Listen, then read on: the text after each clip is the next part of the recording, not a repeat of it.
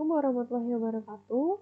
Sebelumnya perkenalkan, nama saya Friana Gria Pradita, mahasiswi Universitas Muhammadiyah Tangerang dengan NIM 186220135, kelas 6 SIV 4. Dalam video ini saya akan menjelaskan cara penggunaan software Review 9. Sebelum masuk ke dalam software Review 9, sebelumnya kalian harus mempunyai datanya terlebih dahulu di Excel yang saya input seperti tampilan berikut ini.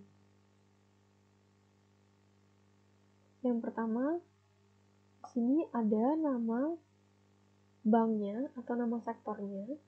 Saya di sini menggunakan judul, pengaruh, size, ROA, DAR, NPF, sukuk terhadap BFR pada sektor perbankan di Indonesia tahun 2012 sampai tahun 2016. Di sini saya mengambil sampel yaitu sebanyak ada 9 nama bank dan tahunnya dari tahun 2012 sampai dengan tahun 2016. Berikut data yang sudah saya olah menggunakan rumus dari masing-masing variabel tersebut sesuai dengan laporan keuangannya, yaitu sesuai dengan periode tahunnya. Setelah kita membuat data tersebut, kita masuk ke dalam Reviews.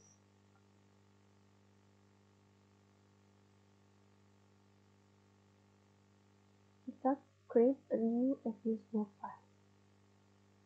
Setelah muncul seperti ini, work file structure type-nya kita ganti dengan balance panel.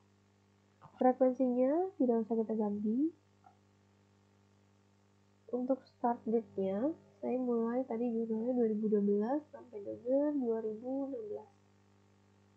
Code of cross section-nya saya isi dengan 9 karena tadi saya mengambil datanya dari 9 nama bank di Indonesia. Terus di sini work file name-nya itu data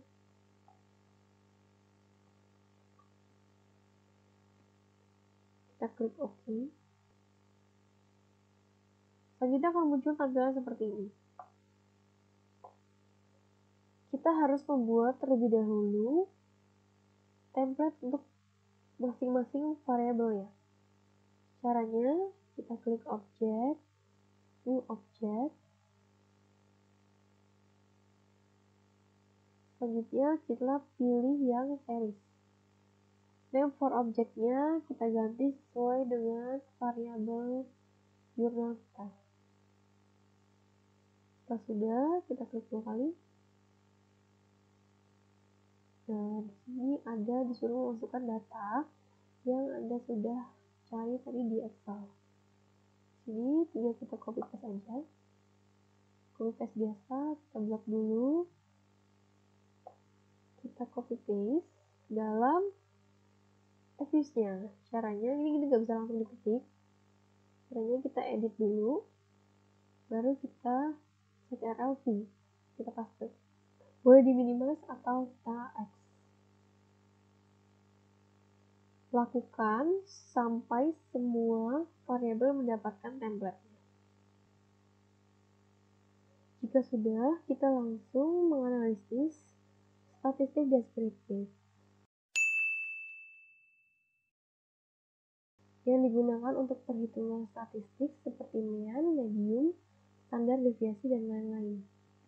Caranya kita klik Quick, kita pilih grup statistik, kita pilih deskriptif statistik, dan kita pilih yang common sample. Kita ketik C itu adalah konstantanya.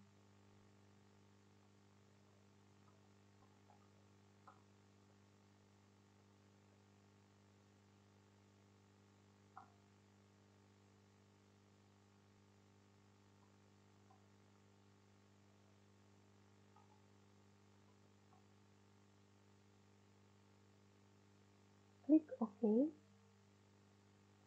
Selanjutnya akan muncul seperti ini. Berikut adalah perhitungan mean sampai dengan sum standar deviasi. Dan di sini kita dapat memperoleh jumlah data atau observation sebanyak 45 data yang kita gunakan dalam penelitian ini. Selanjutnya, jangan lupa kita beri nama. Kita klik nama, grup 1, kita klik OK. Kemudian X. Selanjutnya, kita langsung ke estimasi model regresi data panel. Yang pertama ada Common Effect Model atau CEM.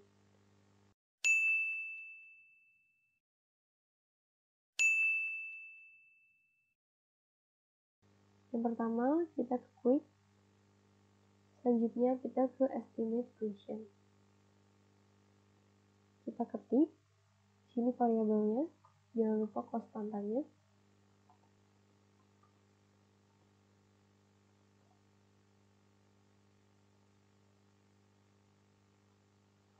Kemudian jangan langsung di OK, kita ke panel option dulu. Di effect specification di sini ada cross section. Karena common effect model, dia harus kondisinya non cross sectionnya. Kita klik OK. Setelah muncul seperti ini, inilah hasil dari estimasi model regresi data panel yang common effect model. Selanjutnya kita ke fix effect model.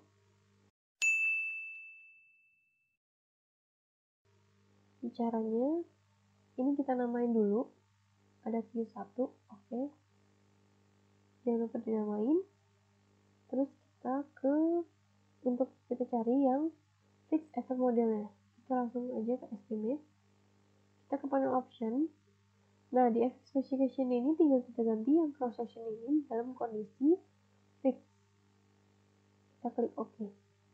Nah, ini merupakan output dari hasil fix effect modelnya. Selanjutnya kita mau ke yang random effect model. Kita tinggal ke estimate, klik lagi ke panel option. Selanjutnya effect specification-nya cross section ini kita ganti dengan kondisi random. Kita klik OK. Kemudian inilah hasil output dari random effect model. Nah, di sini nggak usah dikeluarin. Kita langsung ke teknik pemilihan model regresi data panel. Yang pertama ada uji Chow.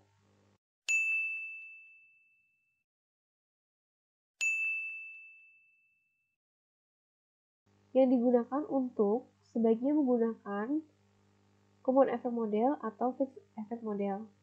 Yang dengan ketentuan apabila profitabilitas cross section F dan cross section C-square lebih besar dari alpha 0,05, maka sebaiknya menggunakan CM dan sebaliknya. Caranya, kita ke estimate, ke panel option, kita pilih cross section-nya dalam kondisi fix. Kita OK. Kemudian kita ke view, lalu ke fix atau random effect testing, kemudian pilih yang redundant fixed effect atau likelihood ratio. Setelah muncul seperti ini, kita dapat mengetahui profitabilitas cross section V dan profitabilitas cross section G-square, yaitu masing-masing sebesar 0,07 dan 0,5. Atau dapat dikatakan lebih besar dari alpha 0,05. Yang artinya, karena dia lebih besar, maka dia menggunakan CEM. Selanjutnya ke uji Hausman.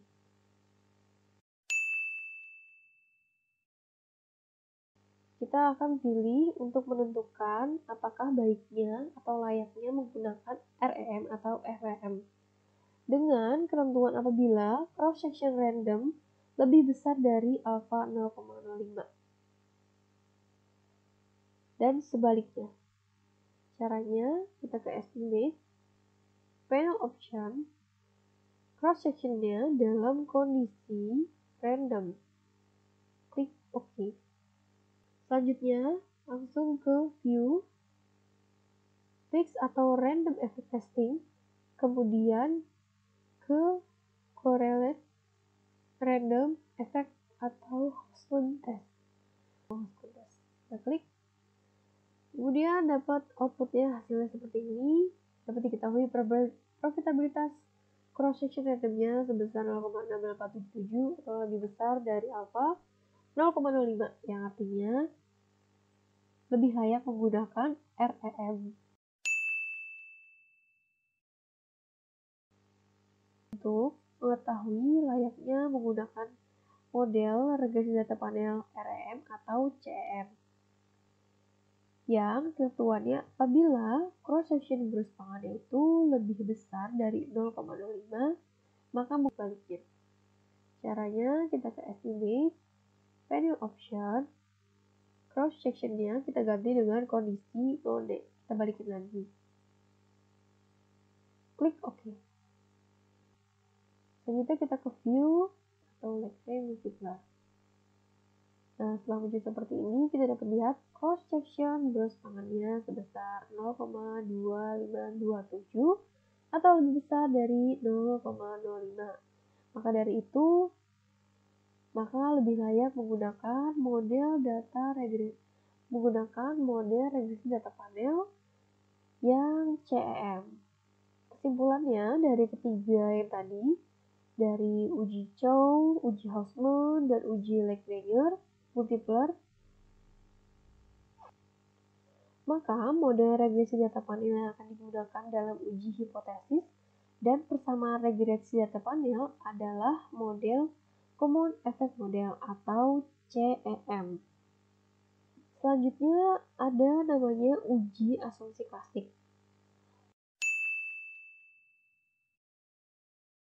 Dalam uji asumsi klasik, jika persamaan CEM dan FEM, maka perlu dilakukan uji asumsi klasik. Apabila regresi data panel yang digunakan adalah RRM, maka tidak perlu dilakukan uji asumsi klasik.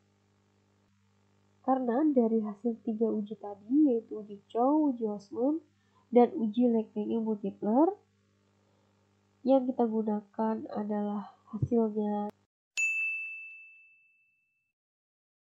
maka kita harus menguji dengan uji asumsi klasik tersebut. Uji asumsi klasik ini dibagi menjadi dua, yaitu uji multikolinearitas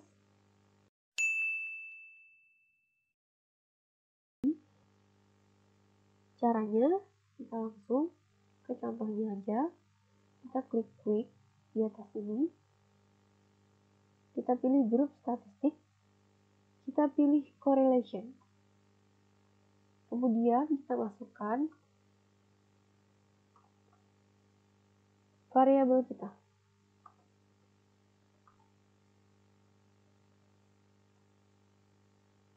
Kita klik OK. Nah, setelah muncul seperti ini, dilihat dari hasil keseluruhan, dari size, ESR, dan lain sebagainya, tidak ada yang lebih dari nilai 0,8. Karena tidak adanya lebih dari 0,8 sesuai dengan ketentuan uji multikolinearitas tersebut, maka dalam penelitian ini tidak terjadi multikolinearitas dalam model regresi data panel ini. Selanjutnya ada uji heteroskedastisitas. Caranya ini kita kembalikan, kita X, yes, kita kembalikan di seperti ini. Kita ke view, kemudian kita ke residual diagnostic, kemudian kita pilih yang cross section dependent test. Maka akan muncul seperti ini, yang dapat kita lihat bahwa profitabilitas LM-nya yaitu sebesar 0,1695, yang artinya dia lebih besar dari alpha 0,05. Maka model regresi data panel tidak terjadi heteroskedastisitas. Selanjutnya ada uji kelayakan model atau uji F.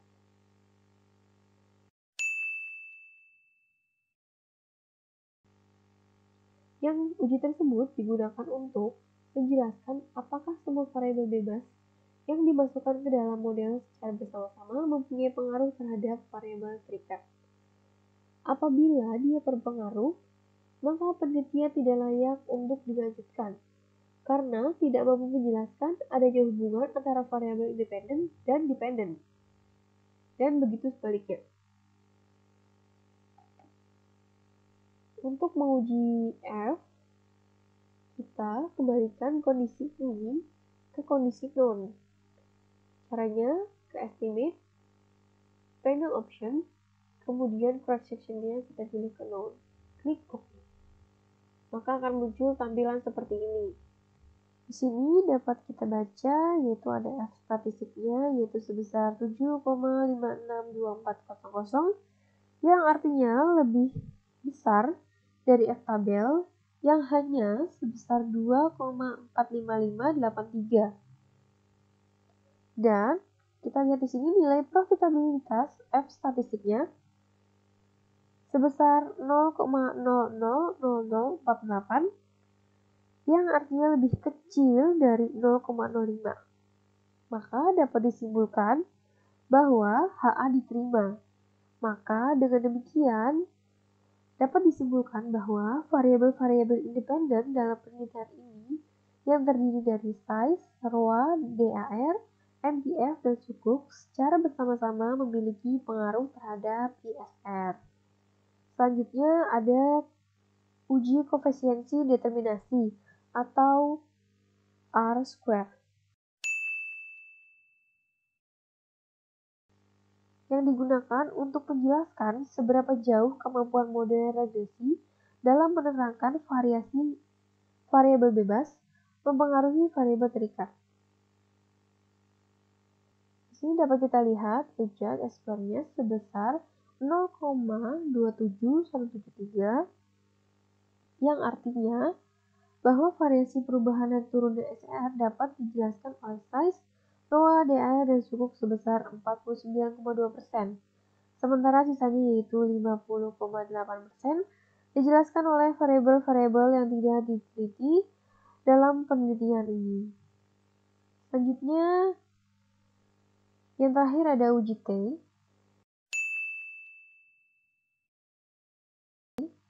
yang digunakan untuk menjelaskan signifikan pengaruh variabel bebas secara parsial terhadap variabel terikat. Kita lihat saja langsung ke contohnya. Sini kita lihat aja dari hasil outputnya.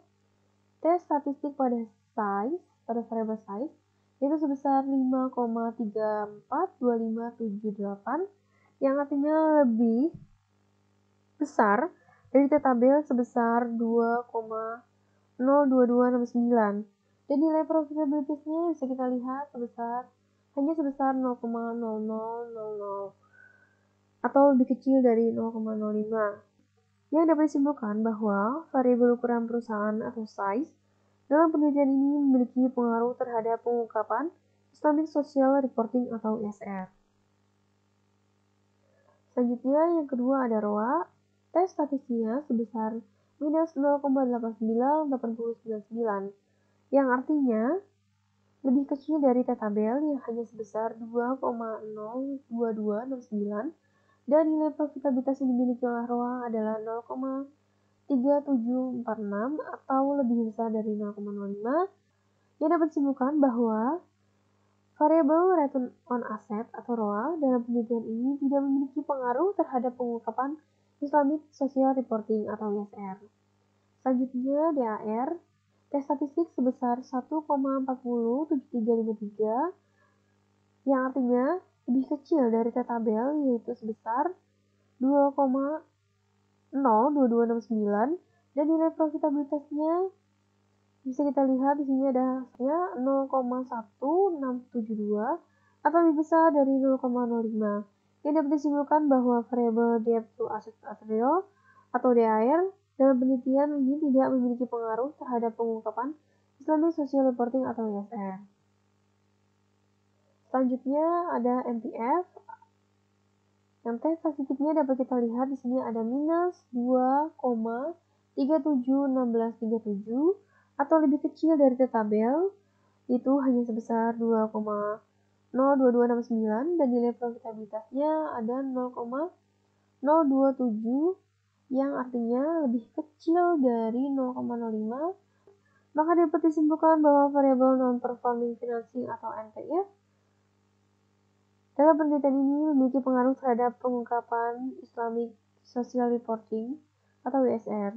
Terakhir, di sini ada kita lihat variabel scope pada tes statistiknya sebesar minus 0,386405 yang artinya lebih kecil dari tabel, yaitu sebesar 2,02269. Dan nilai profitabilitasnya bisa kita lihat di sini ada 0,7013 yang artinya lebih besar dari 0,05.